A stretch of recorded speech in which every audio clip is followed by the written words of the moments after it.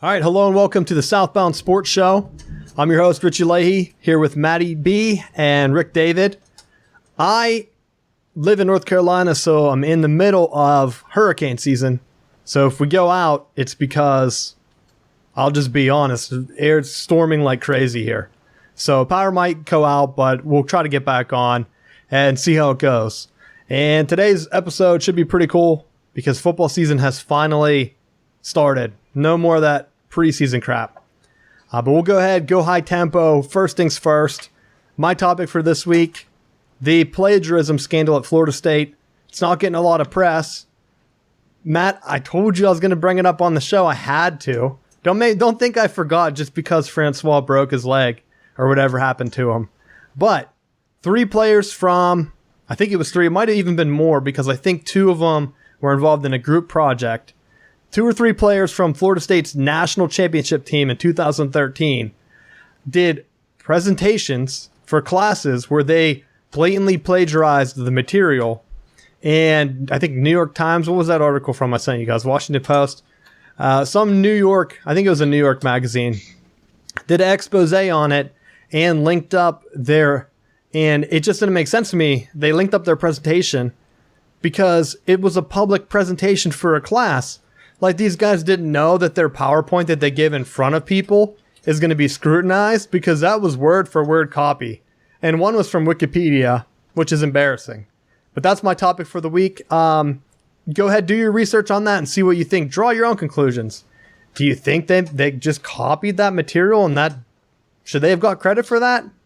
I don't know. I'm just throwing it out there. Go ahead, Matt. What's your topic for this week?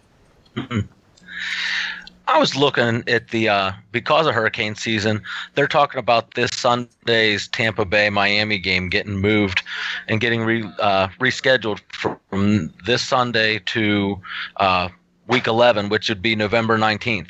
That absolutely screws both of those teams because instead of having a bye week later in the season, they now have to go 16 games straight with no break in between. There's neutral site games that they could play that, like Atlanta, where they could be protected from the storm weather, that they could use that as a potential fundraiser.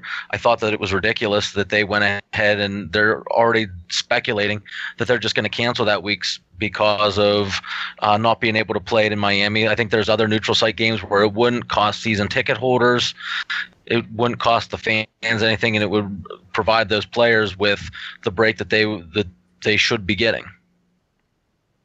Yeah, I agree on that. And it's interesting that they start to cancel things all over. Before we started the show, Rick and I were talking about the Miami Hurricanes game. They're in a similar situation against Arkansas State. And to me, why even play that game? It's not a marquee opponent. If you're going to go ahead and push it back to like week 11 or whatever, that should work for both teams. They shouldn't be able to say no. They should just lose the game. Why should the NCAA risk players because these two teams don't want to play late in the season, but they're going to have to throw something together and play in the middle of a storm? Just cancel the game and have them lose that data point. You'll see how fast Miami turns around because they don't want to be risk getting out of the playoffs because they only have 11, 12 wins instead of the 13 that everyone else has. Rick, what's your topic for this week? Mine is building upon a topic that happened last episode was Ezekiel Elliott is going to play on week 1. So he will be playing week 1. Week 2 is now in question. The arbitrator didn't make the decision by 4 o'clock today. So he is going to play. So fantasy owners of Ezekiel Elliott, put him in. He'll be facing the Giants defense, which isn't that good. So I think that will be a good day for him. So, and a good day for all those Cowboy fans too. So I think that's going to be huge, fantasy-wise and stat-wise and Cowboys-wise there. Did you guys see that report that he put out for the NFL Players Association where he said that he did drugs at Ohio State? No, I didn't. When did he post that? Well, it was the actual, like, the NFL had to have him do, like, his official statement under oath or whatever, which it's not a court of law, so who knows. But he said that he liked to party, and the girl that alleged the abuse and him would do drugs together and party real hard together, and that's where the abuse allegations came from, because I guess it was I don't want to speculate. But I don't know. It was a weird relationship. But if you want to go ahead and do some light reading, look that up and see. Because it's kind of like, I think it was in question and answer format. I just skimmed it today a little bit. But he admitted that while he was at Ohio State, he would party pretty hard. So just some further background information. He said he hasn't done it since college. Maybe that's why he's had such a great performance his rookie year compared to some other guys. If he was on drugs or whatever in college, maybe that affected his performance downward. And that's why it looked like he was much better in the NFL. But that's just speculation because you never know how much someone parties or whatever. But he did say it under oath. So he obviously wanted that to come out. Now, go ahead, and today is going to be more of a relaxed episode because we finally have football. Some big games this past weekend. I watched a ton of football. Start off hitting on my Michigan Wolverines. Pretty good showing. Quarterback play. Ugh. Man, that scares me. But overall, defense looked fast. Our guys looked way faster than Florida, which, I mean, I think I've tweeted out from the Southbound Sports official account. If you go on, you can look up. They now have the actual team roster talent component. 24/7 puts it together where they go through every roster, and instead of just doing like a year worth of recruits, it's opening day rosters, and then they give every team a rating. Well, Michigan had the 7th best roster in college football, and Florida was down somewhere in the lower teens, maybe even in the 20s. So there is a talent gap. McElwain's not recruiting well. I don't know how much longer he lasts at Florida. I think he was supposed to be an offensive guru. He came in, and that offense was awful. 11 rushing yards. There was no time during the game where I was actually threatened. I actually texted Matt and Jeff during the game and was like, hey, calm down. Harbaugh's going to make the adjustments because Florida's not doing anything. And I think the line I texted was, their defense can't score all their points, can they? And they almost did. 14 of the 17 points they had were on the defense. So Michigan almost pitched a shutout and spotted them 14 points. And I don't know how. Florida fans cannot be happy. Their offensive coordinator, Nussmeier, coached at Michigan under the Brady Hoke years when I had student tickets. And I would just say, I don't know how that man has a job. I think he got ran out of Alabama, came to Michigan. We ran him out of town. And he's just living happily in Florida. 5-yard outs, a couple deep throws, which, I mean, we have an inexperienced secondary. Their first game, most of those guys starting. Florida takes maybe 2 deep shots. I think they completed both of them. And then one later in the game, they came back to it. Only a handful when it was working. It didn't make any sense to me. Like, why not test these guys instead of just having the impressively fast linebackers we had in the game run down Florida's running backs for no yards? But that's kind of just a quick overview of that game. I mean, I don't know what else to say. I don't know if you can judge Michigan based off Florida because their talent's so low this year. There's another composite put out. It's the blue chip ratio. I think Florida's only 30-something%. Normally they're around 50% of their roster is made up of blue chip recruits. They don't have it this year. And that's been going down every year since Urban left. So Florida, I don't see, if they win the SEC East again, that might be the biggest joke of a division in college football. Because what division's worse than that? If you have guys that can't even score, can't even run the ball against, I mean, yeah, Michigan theoretically now is a top 10 team, but at that time they weren't. So I don't know. The SEC East looked pretty weak overall. Let's do that. We'll kick off with that. What do you guys think was the best performance of a conference? Go ahead, Matt. Do you have your thoughts over the weekend? Well, before we start looking at the overall conferences, I had texted you throughout the Florida game and Michigan game and said, I don't understand why you're stressing out over Florida. There's this perception that Florida is a good football team and they're a dumpster fire. They haven't been good since Urban and Tebow were there. They've been on a progressive slide since those guys have been gone. And it's almost like when you hear Florida, you think of when they were a good football team, because they're playing in arguably, and it's been, you name the major sports outlet, they've talked about how terrible that side of the conference is. That you can stumble, fumble, and fall and end up like Florida playing for the conference championship, and they got slaughtered by Alabama last year when they went to that game. I think they were 3 or 4 touchdown underdogs going in and didn't even cover the spread in that game. I mean, at least be competitive coming out of the gate. Well, I think if you're looking, I did some research beforehand, and I sent some of it to you. But every time they played a team that has comparable or better talent, that ends up being Alabama every year, Florida State every year, and Michigan 2 of the last 3 years since McElwain's been there.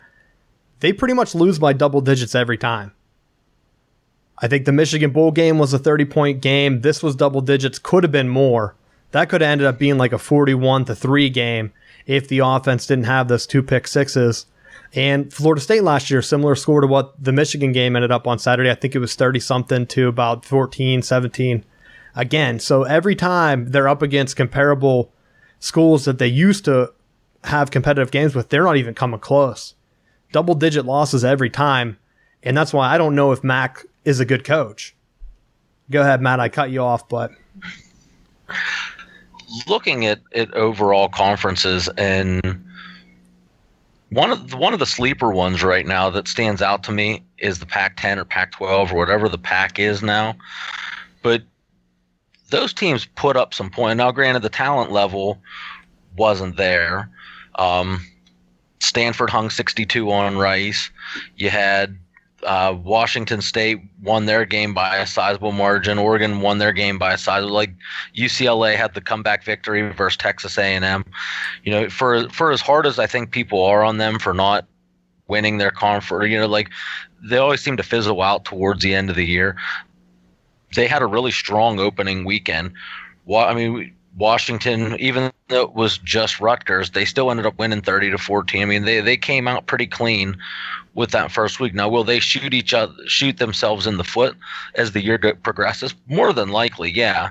And they'll probably end up losing out on one of the 4 playoff spots because of it.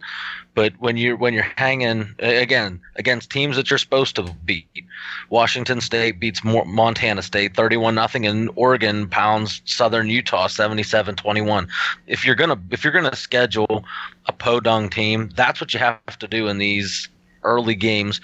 You got to just blow them completely out of the water. If you let them hang in there and squeak by with a victory, it doesn't do anything for your strength of schedule. It doesn't do anything for your conference prestige. You got to win. You got to win big. Rick, what are your thoughts on opening weekend? And that's why I'll agree with Matt is. This is why I don't like teams like Florida State playing Alabama all of a sudden, because Florida State's got their quarterback injured, plus they already have the 1 loss. So I would rather say play the teams that are either your 1AAs or your small school Division 1s and just blow them out, similar to what most of the Big Ten did.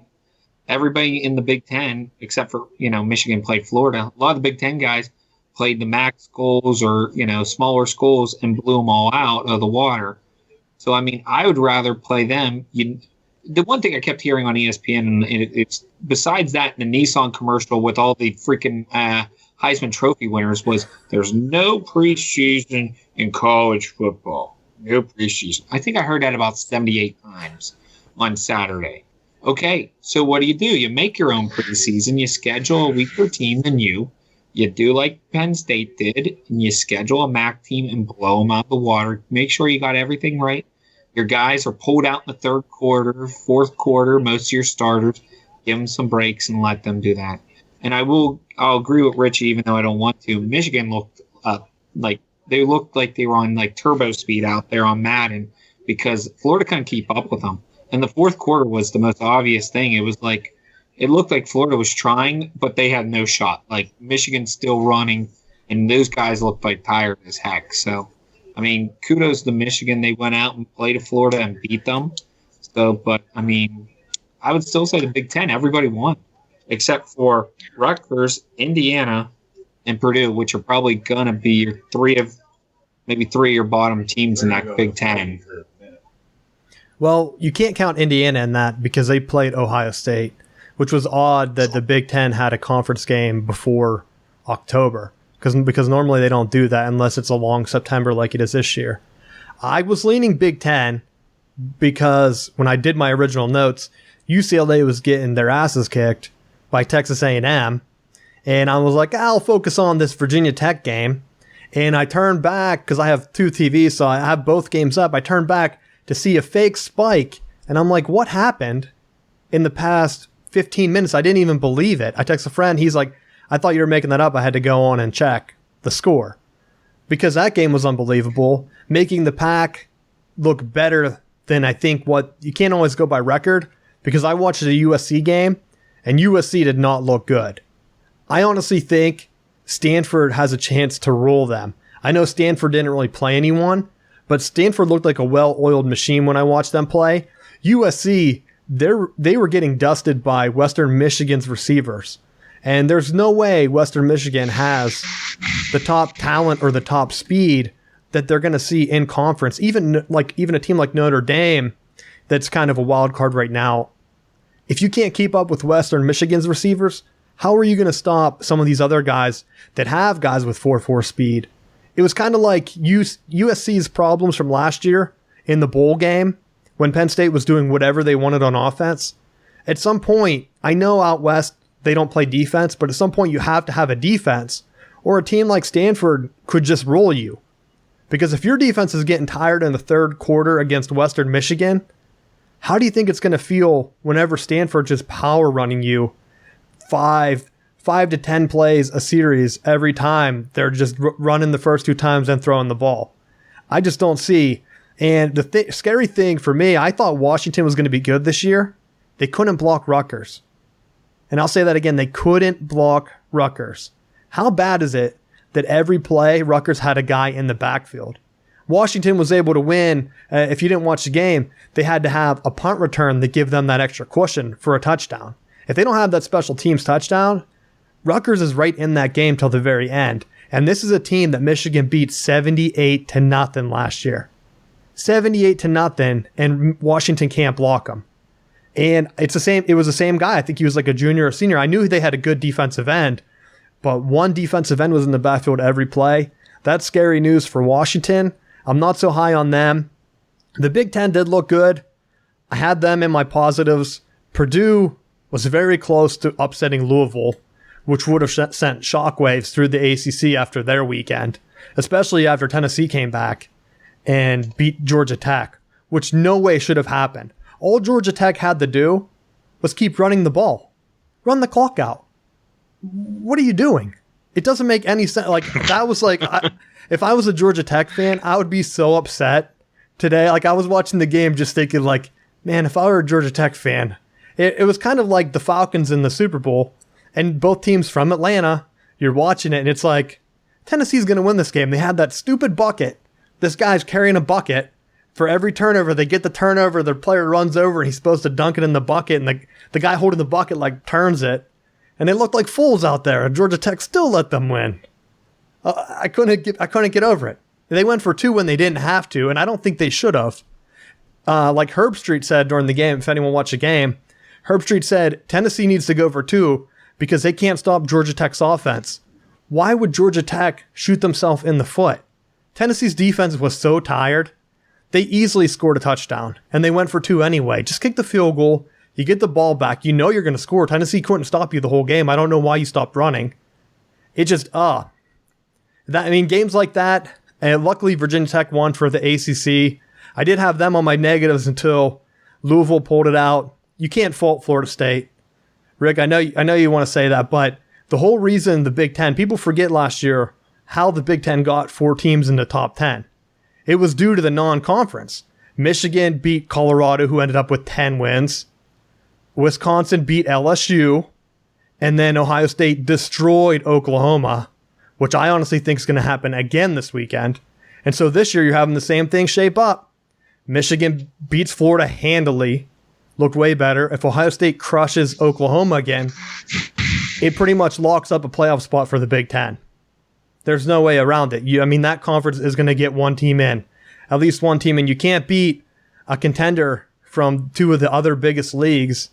Oklahoma, some are saying, are a shoo-in if Ohio State runs them out of the building again, and it's at Ohio State this year. That's why I think it's going to happen. So, I don't know. I don't. Go ahead, I think it's a little premature for that. It's very likely that it locks a spot in for the Big Ten. I don't necessarily think that it's an automatic.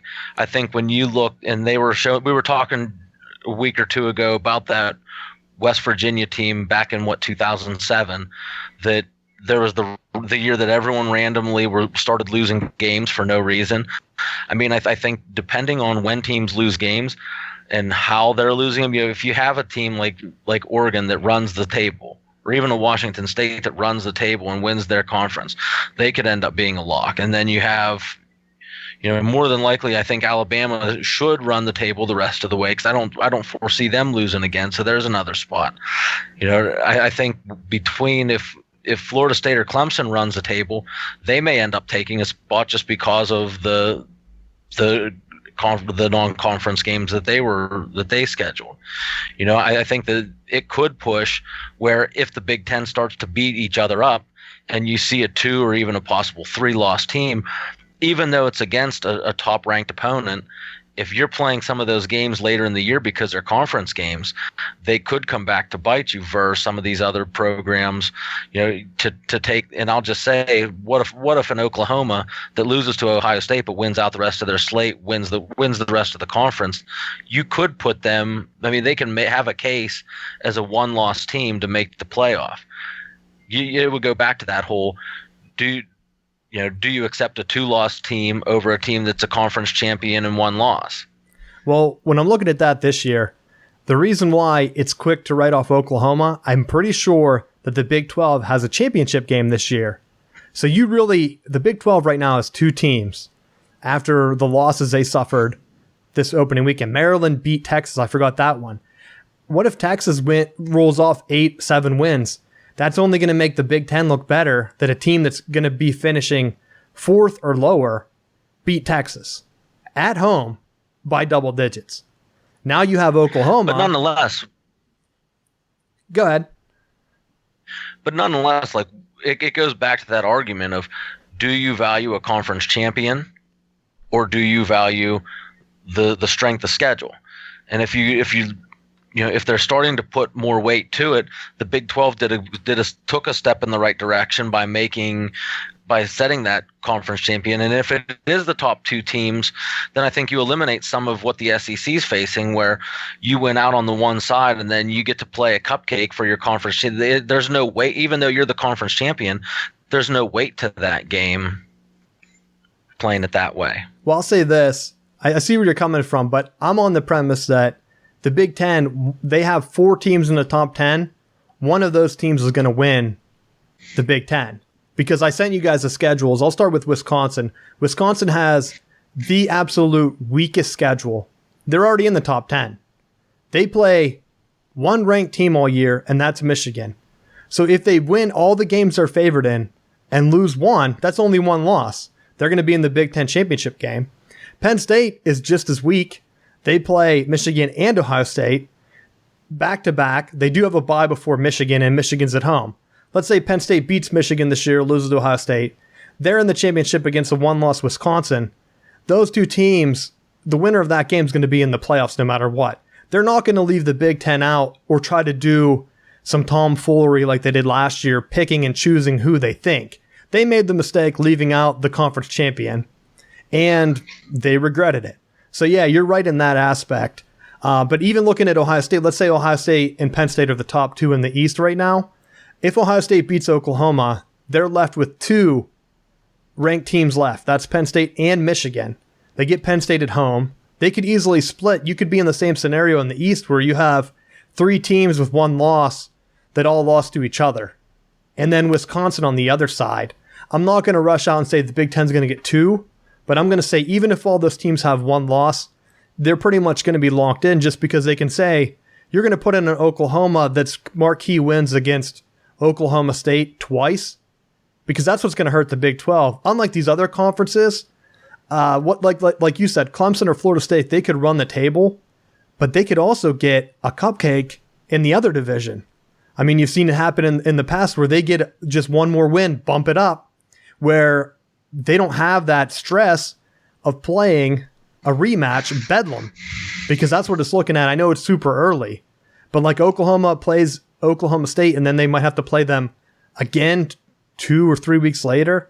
I'm not sure how they changed the schedule this year, because if Bedlam, I don't think it's over. Is it over Thanksgiving weekend? I mean, you're going to have... It's around that time, yeah. Yeah, so you're going to be playing... If that's who... Right now, those are the 2 top 10 Big 12 teams.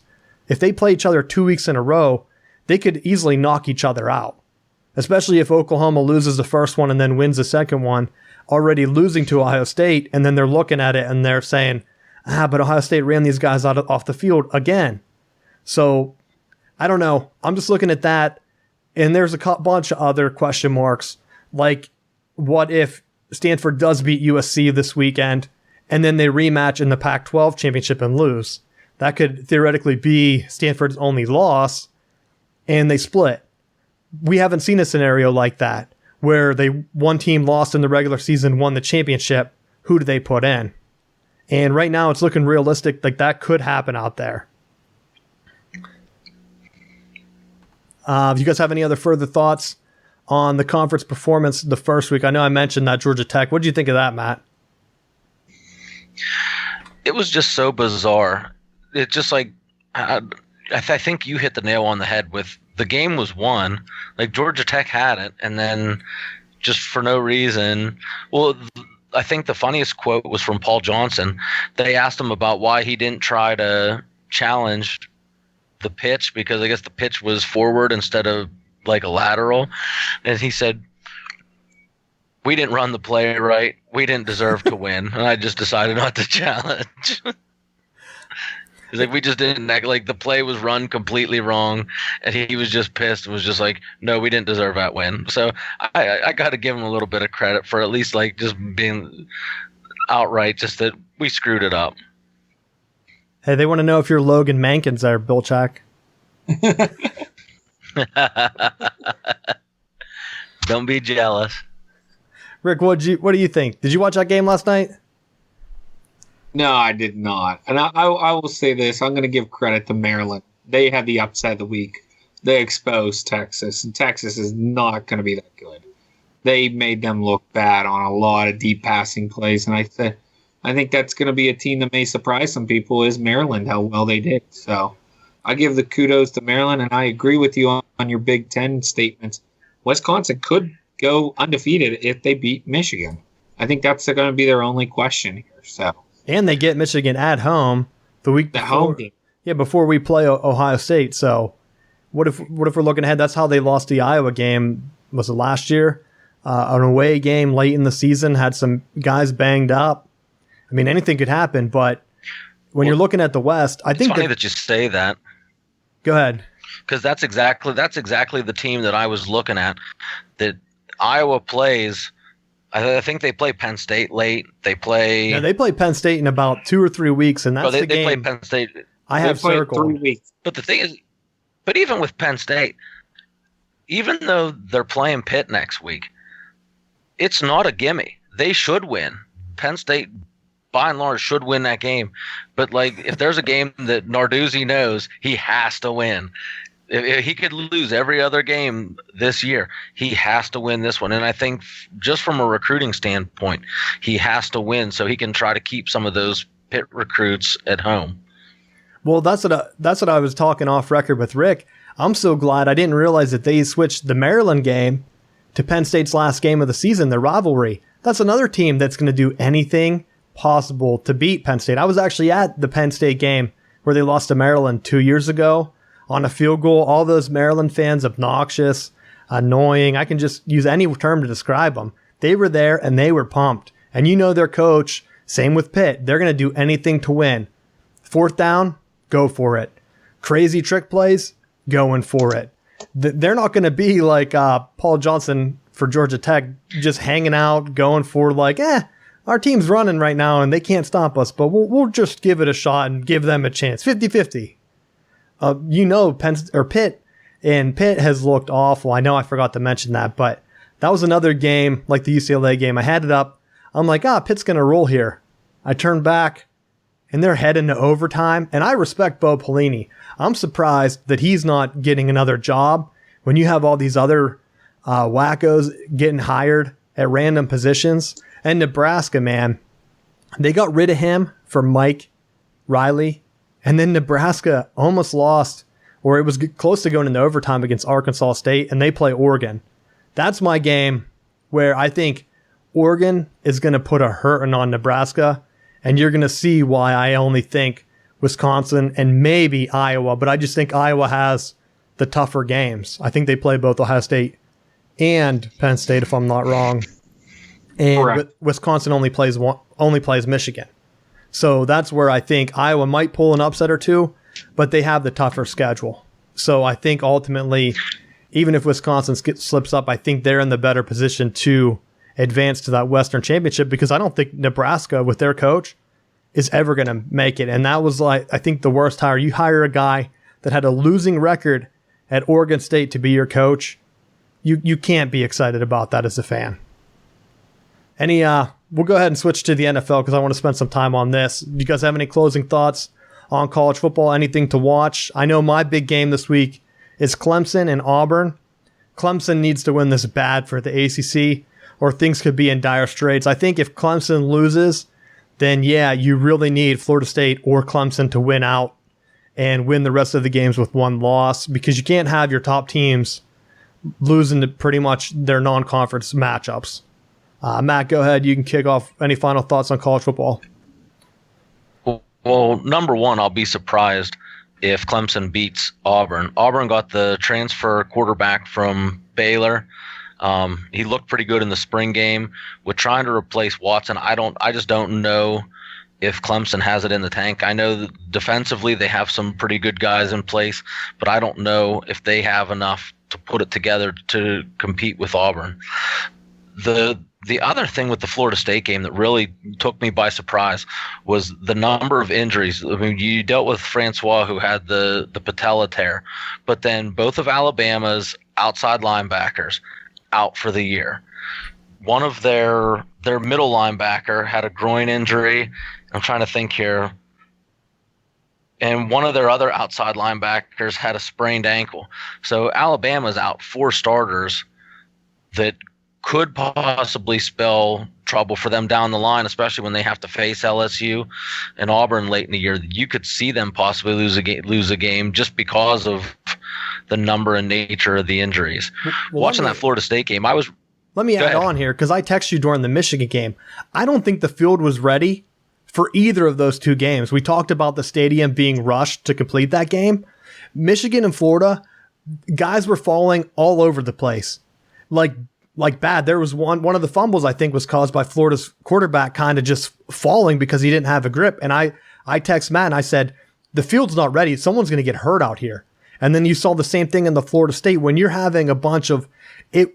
I don't want to say the field was slippy in that game, but it looked like it wasn't as springy. Like if you watch the Francois injury in slow motion, like his leg kind of stuck in the turf. So I wonder if it's a case of just not having the field ready. It hasn't been played on. You're rolling it out. And now you have, like you said, a bunch of injuries on top teams. That's not good for anyone. It's not good for the fan. We don't want to see that. I don't want to be cringing because I see Florida's quarterback sliding for no reason. I'm like, I don't want to see him get hurt. I want a hard fought matchup. Same thing with Florida State. It just seemed like something to me. And I don't know if you guys saw it, but it just looked like he kind of stuck. And I think you could see that on the field the whole time. Like people, they weren't exploding. You didn't see that top speed. And I think that's because I don't think the field actually set yet. And that's just something I noticed. But you can go ahead and kick back in. But I just wanted to bring that up. Yeah, I kind of thought the same thing. Overall, I would have liked to have seen the win. But like we had talked off air before, if there was a game to lose, that was the one to do it in. Because by playing a tough team. The only thing that it did is it strengthens your non-conference. It strengthens your overall schedule. So if the rest of the conference is in bad shape, if you win the rest of your games, it puts you in a really good position to justify the panel putting you into the playoff. This gives more than enough time for them to get Blackman ready for UL Monroe. That way they can kind of make sure that they have some live film of him taking snaps and doing things before they step up for that Miami game, which is going to be a huge one for them in 2 weeks. So they got to be ready for that, and definitely getting the gear switched up with a new quarterback is going to be tough. But if there's any coach that I would trust doing it, it's the quarterback guru, Jimbo Fisher. Rick, any thoughts? College football. 2 final thoughts. 1, Nick Saban 11-0 versus assistants. ESPN, thank you for that nonstop reminding me of that. So I want to say that. Second point is also Pitt Penn State's probably going to be the game I'm going to be most interested in. Pitt was the team that kept, or Penn State fans think, that kept them out of the Final Four to make the playoff. So I will say this. They have to go to Penn State, play in front of over 100,000 fans, who are probably going to do a whiteout again as usual. They're going to have to do it. So I think that's going to be the game. I think Penn State has a lot to prove. James Franklin, that was a game that came into question, and people were starting to say, is James Franklin going to stick around? And it was after that, that's when he turned it on, and they started a winning streak. So I'm saying Penn State, and Penn State has a lot to prove. And in this, they beat them, and they can knock off Michigan and Ohio State. Maybe they get the perfect season or the one-loss season and get into the Final Four. Yeah, I would definitely agree with that. I think Iowa and Iowa State play too. So there are a couple early game rivalry games this week too to keep an eye out on, and follow that up with Clemson, Auburn, and Stanford, USC. I think we have a good weekend going up. One last comment. I think the state of Virginia did very well last week. James Madison upsets ECU. James Madison's the lower. They play in the playoff college football, whatever that's called, FCS, I think. And Virginia Tech beats West Virginia.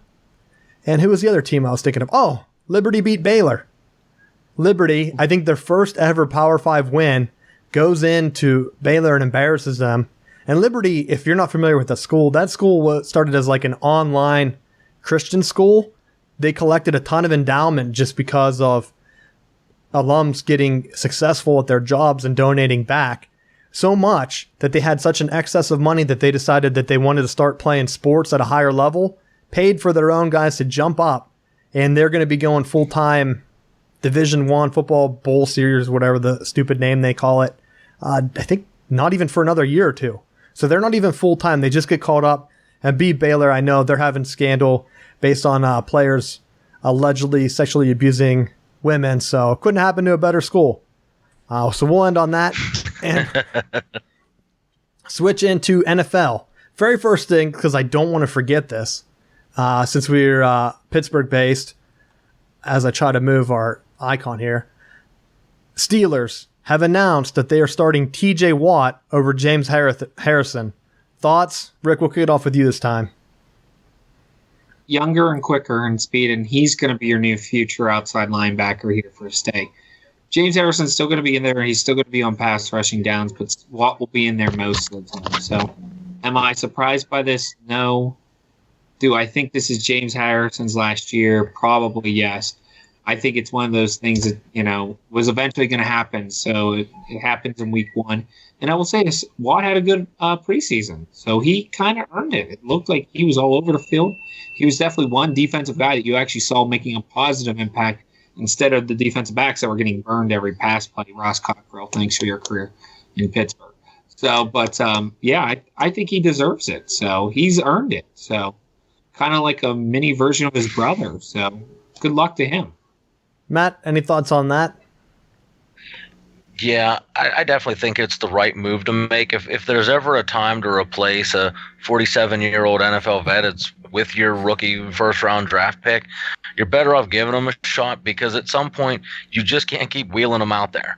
He's been serviceable the last couple of years, but why continue to just push the pace? Like, he's not going to play forever. He may have at most 2 to 3 years. So let's not run ourselves into the same situation we're talking about right now with Roethlisberger.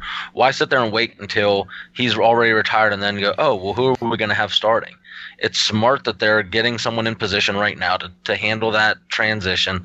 And if TJ Watt gets hurt, if he struggles, if there's some kind of issue, what better person to lean on than the veteran that doesn't need the in-game reps? Harrison can come off the bench in a spot relief and still make productive plays. I'll say this. My initial thought was it's not so much of him losing a starting position as much as it is them just resting him and extending his career. At this point, why does he care if he's named starter? Let the young guy in. Let him take the abuse when the guys are fresh on the offensive line. Let him fight through tackles, blocking downfield or pulling guards early in the game when they're fresh. Then bring Harrison in late, like you said, passing downs. Have him come in and rush the quarterback. I think this is just a ploy by the Steelers to boost up Watt. I mean, he's already high in Steeler jersey sales, not as high as James Conner, but he's getting up there because of some of the preseason hype. I haven't seen it get for him against like the top first line on other teams' defenses, so it'll be interesting to see. I know he's playing, I think we lost Matt, but I think he's playing at a high level that they can give him a shot and see what happens. And there's no downside. No downside to him playing over whoever's next in line at this point. So Steelers week 1, get the Browns. We'll start with them. Rick, what do you think is going to happen? Do you think the Steelers have a chance to lose the game this week? I think this is the Steelers' victory. I think this is a good way for them to start their season playing the Browns. They've had lots of success over the past years against the Browns. This is a team that hasn't given the Steelers much problems in years and years and years. So I would say this is a good starting spot for them, and I think one spot where they can continue, get players ready. Bell will be dressed, obviously, for this game, so break him into this. And plus, you're going to have play Conner in this game, too. So, I mean, you're going to have a rested team here ready to go. So I don't see the Browns having a shot. Do I think they'll do better this year than years past? Yes. But I still think Steelers victory easily by double digits. Yeah, I think the Steelers are going to win the game. It's interesting to see that they go ahead and do this rivalry type matchup early. Normally they kind of space these out throughout the season. So I'm not really sure if they're doing that for a certain reason or not. But good to see that. The other game, well, Matt, looks like you're back. What are your thoughts on the Steelers-Browns week 1? I think it's a good matchup in the early part of the season just to see how they're going to split carries between Le'Veon Bell and James Conner. I think also with seeing Joe Hayden in the black and gold, I thought it was one of those, thank God they finally made the right move with their secondary and finally address some of those needs that they had. I was actually surprised they didn't get more of a push to try to sign TJ Ward, or was it TJ Ward? The one that TJ Ward, Tampa Bay signed. I think I sent some tweets about that after they signed Hayden. I said, I hope the Steelers go ahead and sign him. And of course they didn't. Because, uncharacteristic of them is to make moves as the season ever, let alone once the season's almost starting. I was really happy they signed Hayden because I think he's a guy that, for a change, isn't in his mid-30s when they sign him. He actually is, 27, 28 years old. So they actually have a little bit of tread left on him before he starts hitting those late years. I thought, could they have gone after him? Could they have gone after someone like Ward? Yeah, but because they passed on him, I think that they're still pretty solid in the secondary now with Burns on one side and Hayden on the other. They may not be as liable in the secondary as they have been in years past. Plus the addition of starting TJ Watt at linebacker, maybe allowing him to make some plays. Maybe that takes some of that pressure that they can get more of a pass rush that they haven't had over the last couple of years. And maybe that puts them in a better position. Yeah, we got some comments from listeners out there that Hayden was getting regularly burnt on the Browns, and they think it's a bad pickup. I think a lot of that was due to him being the number one guy. And I'm not sure if the Steelers are ever going to use him like that.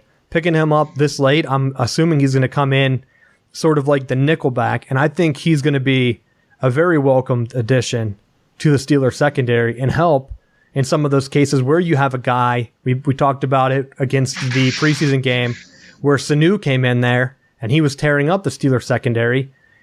In the regular season, he's going to be a number 2. He's not going to be the number 1 like he was in the preseason. So you need a nickel guy that has that first cover the best guy experience that can help the Steelers lock down and take out some of these guys. Yeah, he's up in age, but I think at this point in the game, you're not going to have that many pickups available. We got some comments here about someone agrees you don't have to lock down. He's not going to be the one to lock down, say, AJ Green or someone. They can adjust the scheme and use him in spot relief. That's why it would have been nice if they picked up TJ Ward. And I want to get your guys' thoughts on this. There's been some complaints from Ward and some other things that have come out on how the Broncos handled it. They sort of didn't tell him. He thought his position was safe. I don't know about some of his like going to the workouts and stuff. They said he missed some voluntary stuff, which is voluntary. Voluntary is voluntary. He was a Pro Bowl player. Do you think that hurts the Broncos in the future signing free agents? Because this is the kind of thing that came out of the 49ers when Harbaugh left. There was some background animosity about the front office, kind of stretching players around. They kind of did it with Kaepernick this past year. Nothing for what he was doing with the national anthem stuff that he's doing. Just more along the lines of he wanted to get a contract last year. 49ers front office hasn't played ball with anyone. Over time, I mean, Peyton Manning turned on the 49ers because of their front office and went to Denver. Do you think this has any adverse effects in Denver like it had for other teams in the past? Rick, what do you think? The one thing it keeps me thinking is Denver hasn't had a quarterback since Peyton Manning went there. And Peyton Manning was, he had a short list when he was a free agent of places he wanted to go. So what makes me think is that if you're making this guy so disgruntled and he's leaving and going to go trash talk you, he's obviously telling his friends. He's now told all the media and everything, so they know. I don't see Denver isn't a place like it was once ago where everybody was going there, you top free agents and everything. They're not going there to play. And the thing is, they are losing guys. Well, and look, they haven't found the successor still to Peyton Manning. They're going to give Brock Osweiler a second shot at it. So go ahead, try your second shot. You blew it in Texas, and Cleveland didn't even want to play you. Congratulations. Cleveland didn't want to play you. So good luck in Denver. Have fun, buddy. But, yeah, I could see it. I think it's happening right now. Matt, what do you think? I don't think it really affects them. I mean, John Elway's your front office person. I think part of the reason that Manning was able to sign in Denver is because he had Elway there. I don't know that there's a lot of issues with their front office and dealing with it. I think some of this stuff with TJ Ward may just be sour grapes because they let him go after he thought that he had a locked position in place. And now with signing with Tampa, he's going to be in more of a prove it type situation where he's once again having to prove his value as opposed to just being able to sit back and think that he has that paycheck coming. So I think some of that may be disgruntled, just employee leaving a former job. As far as places to go, if you're an offensive player, I think having that kind of supporting cast on the defensive side of the ball with the wide receiver weapons that they have, you would think that Denver would be a place that you would want to go. Or if you're an average running back, they churn out 1,000-yard rushers all the time because of scheme. You would think that would be a place that you could go get your numbers up and then potentially sign a better deal or a bigger deal with somebody else down the road. So no, I don't think that it's going to be something that's going to hurt them over the long haul. Now, if it's something that consistently comes out over multiple players over an extended period of time, it may come back to bite them like it did with the Niners. But I think in a one-time player move, I don't think that it's going to hurt them. Yeah, I guess it depends on the culture. Right now, the Broncos have such a great defense that they might be able to pull in free agents. On offense, it's kind of, are you going to be able to thrive there? Like you said, some of the contract stuff, you need to be in a situation, if you're a receiver, are they going to have a quarterback that's going to get me the ball? Because if I go there, am I going to be in a wasteland? Because if you look at some of the stuff that like Al Davis used to get for the Raiders, he was able to pull moves, pulling in guys late in their career like Tim Brown, Jerry Rice. People wanted to play for him. They weren't running out and getting away from it. I don't know if I see that from John Elway. I know you kind of see teams that have to clean house after a while, and it makes me think if the Broncos keep going downhill, they're not able to get a quarterback in place, they're not able to sign any of these free agents. Is that a position that John Elway is going to be ousted from? I don't even know if he can be. Is he the owner or is he just the GM? I'm not sure of their exact situation, but I just know that Denver seems to be trending down when they looked pretty dominant a few years ago in the Super Bowl on defense. And normally that doesn't really happen to a defense. If you look at the Steelers through the early 2000s and the Ravens, both had dominant defenses that were able to carry them through pretty much the whole decade. So that's what I see when I look at the Broncos. Their defense has kind of spun off pretty fast. The other comparable defense, the Seahawks, they're still good. And then the other one I mentioned, the 49ers, had that dominant of a defense, and the front office kind of pushed everyone away, coach, players, and everyone, and had a mass fallout. That's the kind of vibes I'm getting from Denver right now. And right before the season, if you're having this kind of animosity talk, I don't know. A lot of people expected them to be the number one defense. I guess we'll wait and see when things come. Going back into it, this game starts on Thursday. Chiefs and Patriots. I think this is a good kickoff game, and it's going to be a very good litmus test here for the Chiefs. Do you think they have a chance to beat New England in this opener, and do you think it will set the tone for their season? Go ahead, Rick. You have to go to New England. So the Chiefs have to go to New England to play this game. So I don't see the Chiefs winning this game. I just see they're already missing their top running back already this time of the year. So you could say the same thing. Patriots are missing probably their best wide receiver. So they're both missing offensive weapons here. The Patriots always have the tendency when it has these big games, they always have the tendency to win the big games. I don't know what it is in the water in New England, but they have it. So I think that this one is still looking like a New England game. They don't lose often at home, and this is definitely a game where they definitely feel they still want to prove it, that they still got a run left in them, and especially since Brady's healthy right now, this is their shot. So I'm going to give this to Patriots. I still think Chiefs have a good defense too, but I think Brady still picks them apart and everything. Matt, what do you think? I think Andy Reid will probably take a timeout within the first minute or two of the game, and then he'll probably burn another one before the end of the first quarter. And the Chiefs will end up losing the game because of his terrible game management, just like he has everywhere else he's gone. And I think it'll be a lot closer than people will think, but I just don't think that he'll win because there will be a crucial situation where he needs to manage the game correctly, and he'll do the wrong thing. Every time I see him on the sideline, I think of that meme people made years ago when he was with the Eagles, where they changed his play card that he always holds up to the Waffle House menu. And they're like, Andy Reid placing his order, while the rest of the team's huddled off to the side, and he's just standing down there during another mismanagement situation. So that's what I think of when I think of Andy Reid. He'll get you close, and I've mentioned it before on the show. He'll get you close. He'll get you 10 wins, but they're not going to be anything eye-opening. And my main thing that I'm watching in this game is Tom Brady. He's getting old.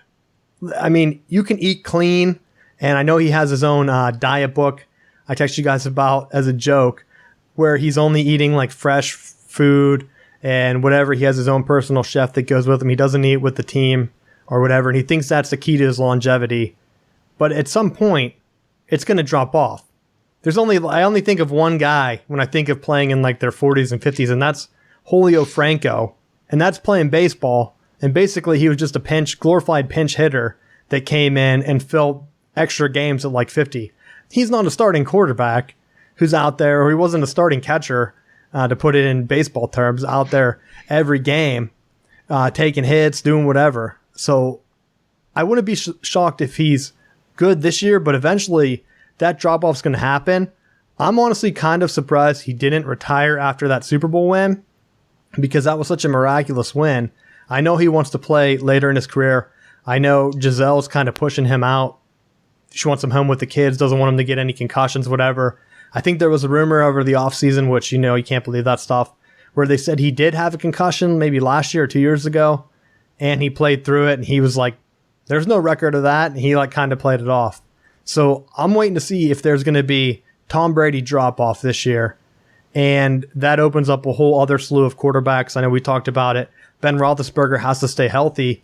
Otherwise, you're going to be seeing a couple of these long-stay quarterbacks in the league cycle out of the league here in 2 or 3 years. You're going to see a whole new crop of quarterbacks seeing who can carry the league. What do you guys think of Tom Brady, and is he going to have any performance drop-off this year? Go ahead, Rick. No. Or whoever. Not. No. Bills, Jets are 2 reasons why. I mean, that's one of your games that I'm probably going to be falling asleep to if they put it on TV is Bills Jets game. I mean, geez. No, I mean he's not going to have it. The schedule is set up for him. They have a weaker schedule that they're going to play, and I mean you got 2 games against 4 games against those teams. I mean, and his offensive line blocks so well for him. He has, it seems like, forever to pick up guys, and that's how like Edelman and Amendola and all always came open because somehow he was still standing upright. Nobody was near him, and he could make the 5-yard dump pass where other quarterbacks would be on the ground. So C.J. Cutler and those guys. Cam Newton, there's another one. Matt, you said no too. What do you think? Yeah, it's pretty much the same reasons. I mean, the system's the same. McDaniels is the offensive coordinator, but it's basically Brady going in saying what he wants to run. So, I mean, there's no push. Favre played till he was 1,000 years old, too. If they have the system in place where he's comfortable with the reads and he's not taking the unnecessary hits, I mean, New England's invested in the offensive line and keeping him protected, keeping the weapons in place, that a lot of his throws are more rhythm-based, not stand back there and take repeated shot after shot. There's no reason he couldn't play for, another 4 or 5 years if he wanted to. Well, you brought up Brett Favre. He kind of went crazy there at the end, jumping back and forth teams, sending dick pics, harassing trainers. I mean, is that the end you see for Tom Brady? Because I think last year he got a little bit of help taking that 5-game break, or was it 4-game? I think that was last year. I get my football years mixed up. But he gets that, and he gets to heal and just kind of hang out for a few weeks, has some backups. I did see they traded Brissett, I can't remember, to the Colts. Was it the Colts? I could be wrong. But I think that could be a hurting point if something does happen to Tom Brady. They are putting all their eggs in Garoppolo, which I brought up earlier. It's good to have 2 quality backups because Garoppolo hasn't been able to stay healthy. So now you're really risking the legacy to get rid of your backup that was able to lead you to some wins. You go ahead and give them to, I'm pretty sure it's another AFC team if it's not the Colts. But I don't know. That was the main storylines I had for this week 1. Checking in on Tom Brady, hoping the Steelers have some semblance of defense. The Browns, they're young, they're hungry, they're athletic. Anything else you guys have for people to watch for in week 1 as we end down the show here? Matt, anything to watch for? Just, I'm curious to see who is going to separate themselves in the running backs. There's so many teams that are going with the dual running back systems, like Tennessee, like Cleveland, that who's going to be the guy that's going to emerge as your primary ball carrier for a lot of these ball clubs. So many people are going with this multi-back approach, and I'm curious to see who's going to kind of separate themselves and see which running backs are going to emerge as the primary ball carriers and who are going to be your guys that are going to end up not really getting the touches. Well, I'll go with that. Even some of the other ones, I saw Chris Johnson got cut by the Cardinals. He was a great pickup a few years ago. He might be done on the downhill, but that's someone, like you said, if you can't find a lead running back or if someone gets hurt, are there even any that are going to be available? I don't know.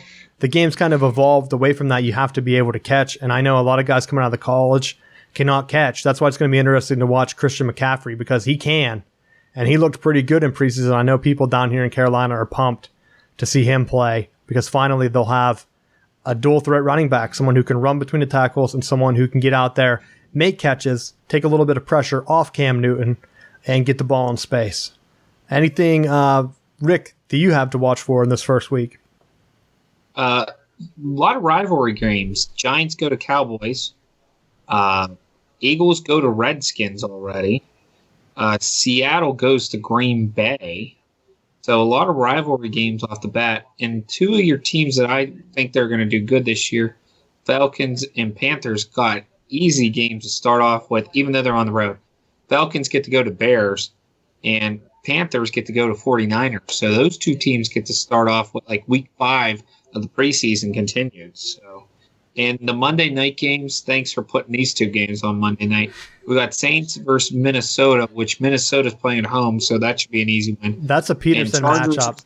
They did that because of Adrian Peterson. Oh, that's a good point. And then Chargers, another rivalry game, get to go to Denver. So, but that game should be dominated by Denver. They're playing in Denver.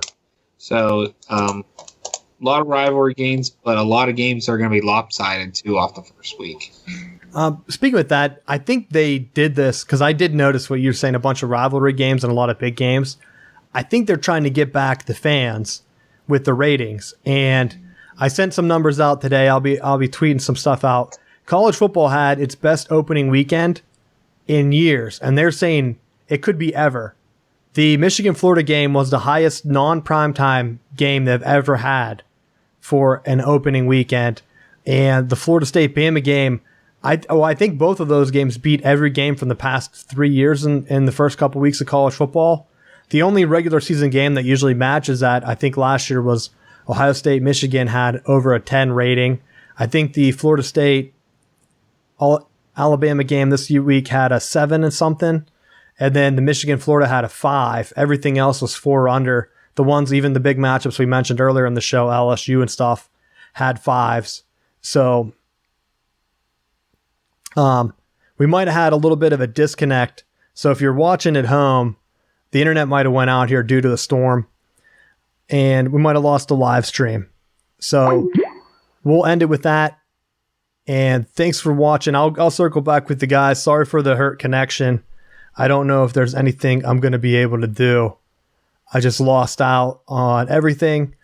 Be sure to follow us. We also have a number. So if you listen at home, give us a rating. Sorry, that was out of my control. I knew there was a chance that it was going to happen with the weather, and everything kind of just crashed here at the end. So we made it pretty much through the whole episode, and it disconnected me. But we'll go ahead, end the stream, end the live show. If you're a fan, tell your friends, get the word out there, help us spread out. If you have some hot takes, we're looking to play some hot takes on the show. I've been trying to get some extra episodes up, but you can give us a voicemail. Leave us a voicemail. We may play it on the show. If you tell us that you don't want it to play, I'm not going to play it. But just know, because we had some people call, but no one left the voicemail, because I think we have like the legal read that if you leave a voicemail, it may be used on the show. But if you leave a note like, hey, you can talk about this on the show, but don't use my voice or whatever, I'll respect that. So the number for the people at home, because we have the number up on the live show, I never show it.